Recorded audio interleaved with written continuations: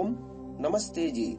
100वीं श्रव्य कणिका श्रीमद् वाल्मीकि रामायणम पुस्तक के अनुवादक संपादक टिप्पणी करता है परमहंस स्वामी जगदीश्वरानंद जी सरस्वती। पुस्तक प्रकाशित है विजय कुमार गोविंदराम हसानंद नई दिल्ली द्वारा।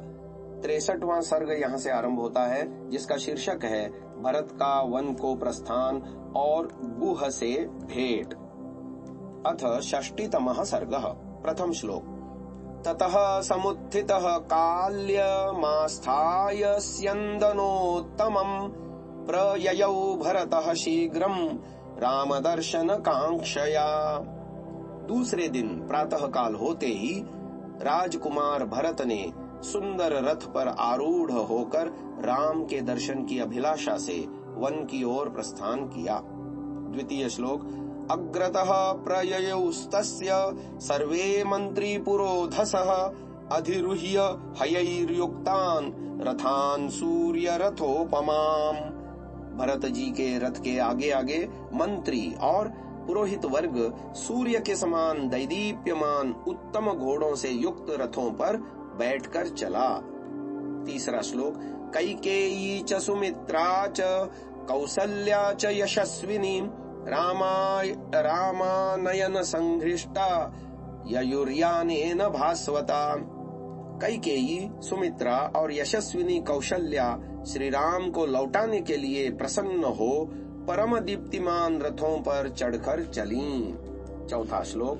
प्रयाताश्चार्य संघाता रामं द्रष्टुं स लक्ष्मणं तस्यैव च कथाश्चित्राः कुर्वाणा हृष्टमानसाः। श्रेष्ठ पुरुषों के झुंड राम और लक्ष्मण के दर्शन करने के लिए निकल पड़े। मार्ग में वे लोग श्री राम की चित्र विचित्र कथाओं का वर्णन कहते, सुनते और प्रसन्न होते हुए चले जाते थे। पंचम और षष्ठ श्लोक संयुक्त रूप से।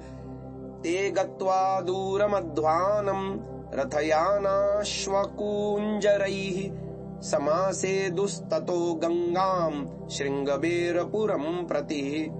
यत्र राम सखो वीरो गुहो ज्ञाति गणैर्वृत्तः निवसत्य प्रमादेन देशं तं परिपालयन्। रथ, घोड़े, हाथी और अन्य सवारियों के द्वारा बहुत दूर चलने के पश्चात ये लोग श्रृंगबेरपुर के पास गंगा के तट पर पहुँचे, जहाँ पर अपने बंधु बांधवों से युक्त राम का परम मित्र वीर निषाद राज सावधानी के साथ उस देश का पालन करता हुआ निवास करता था। 7वां श्लोक। निरीक्ष्यानुगतां सेनां तां च गंगां शिवोदकां भरतः सचिवान् सर्वान् अब्रवीद् वाक्य कोविदः। अपने पीछे चलने वाली सेना को तथा निर्मल जल वाली गंगा को निहार कर बोलने में चतुर भरत जी मंत्रियों से बोले। 8वां श्लोक।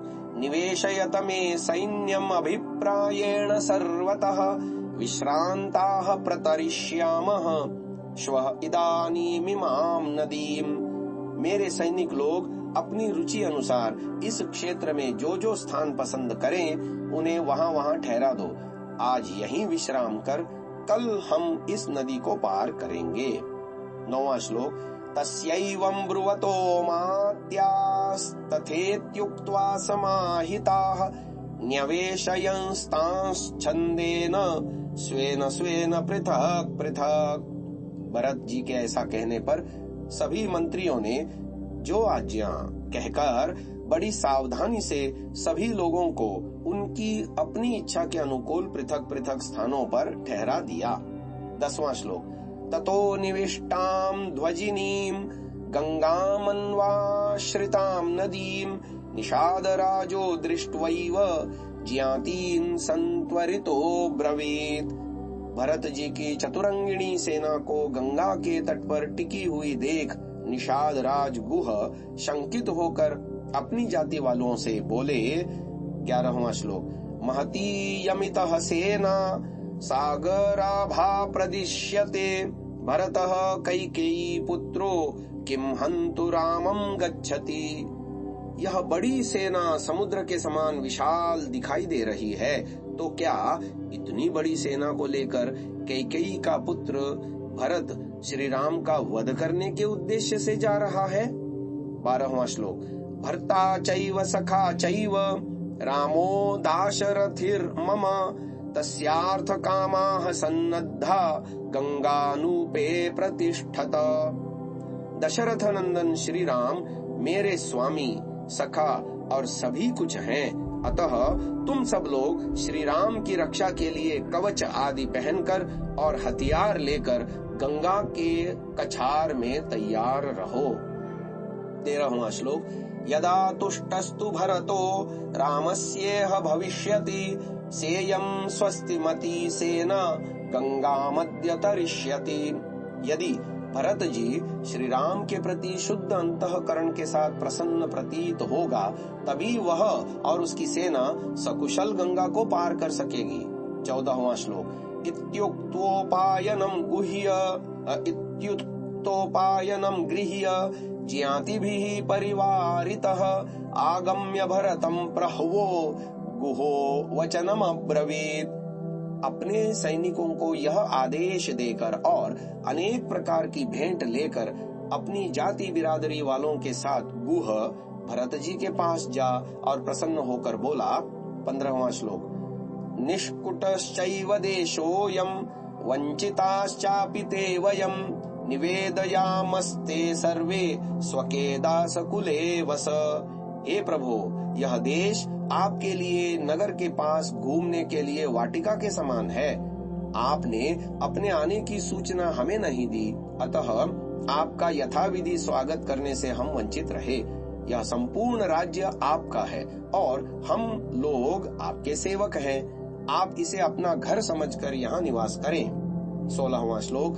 एवमुक्तस्तु भरतो निषादाधिपतिं गुहं प्रत्युवाच महाप्राज्ञो वाक्यम हेत्वर्थ संहितम। ऐसी प्रार्थना करने पर निषाद राज गुह से महाबुद्धिमान भरत ने अपनी अभिप्राय सिद्धि के लिए यह युक्ति युक्त वचन कहा। 17वां श्लोक। ऊर्जितः खलु ते कामः कृतो मम गुरोः सखे यो मे त्वमीदृशीं सेनामेकोऽभ्यर्चितुमिच्छसि। मेरे ज्येष्ठ भ्राता के मित्र, आप अकेले ही मेरी इतनी विशाल सेना का आतिथ्य करना चाहते हो, यह आपका बड़ा उदार विचार है। आपकी उदारता से आपका मनोरथ पूर्ण हो गया, अर्थात आपकी उदारता से ही हमारा सत्कार हो गया। 18वां श्लोक।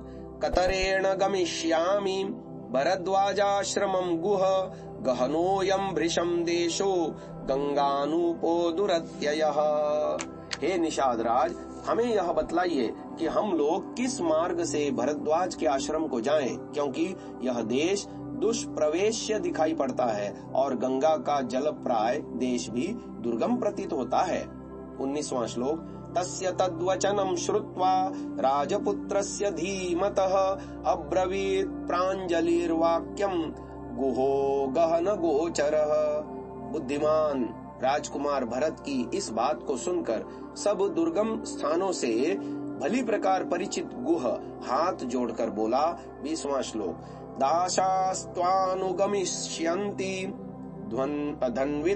धन्विनः सुसमाहिताः अहं त्वानुगमिष्यामि राजपुत्र महायशः।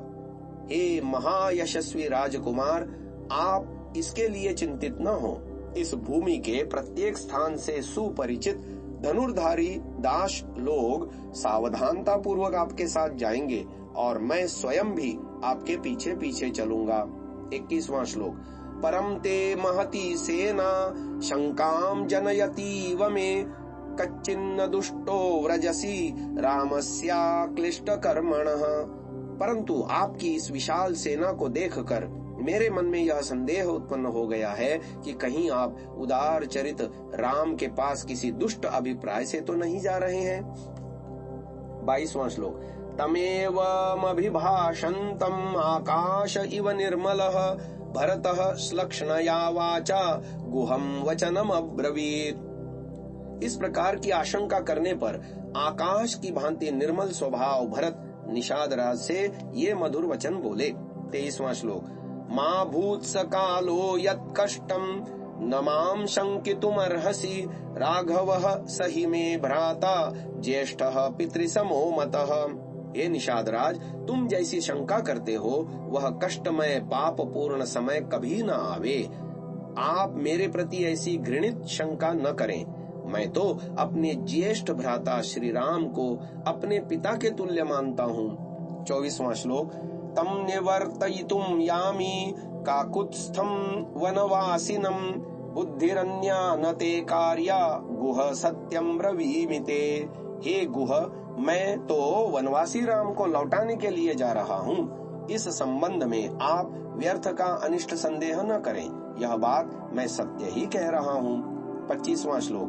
सतु संहृष्ट वदनः श्रुत्वा भरत भाषितम् पुनरेवाब्रवीद्वाक्यम् भरतम प्रतिहर्षितः। भरत जी की यह बात सुन निषाद राज गदगद हो गया और प्रसन्न होकर भरत जी से कहने लगा। 26वां श्लोक।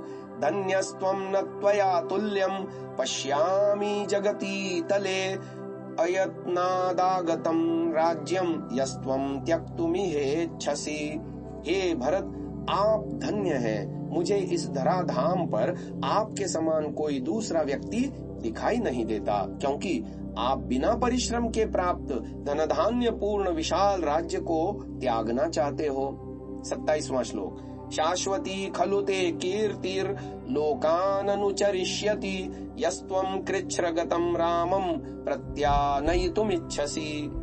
आप महान कष्ट में पड़े हुए श्री राम को लौटाने जा रहे हैं। आपके इस शुभ कार्य से आपकी उज्जवल कीर्ति चिरकाल तक संसार में व्याप्त रहेगी।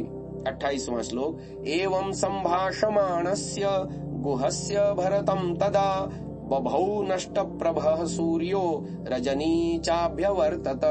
इस प्रकार गुह और भरत के परस्पर वार्तालाप करते हुए सूर्यास्त हो गया और रात्रि उपस्थित हो गई। अंतिम 29वां श्लोक।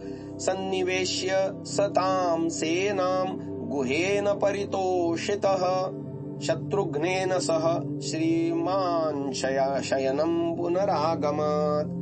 गुह की बातचीत से संतुष्ट होकर अपनी सेना को विश्राम का आदेश देकर भरत जी अपने छोटे भाई शत्रुघ्न के साथ शयनीय स्थल पर सोने के लिए चले गए।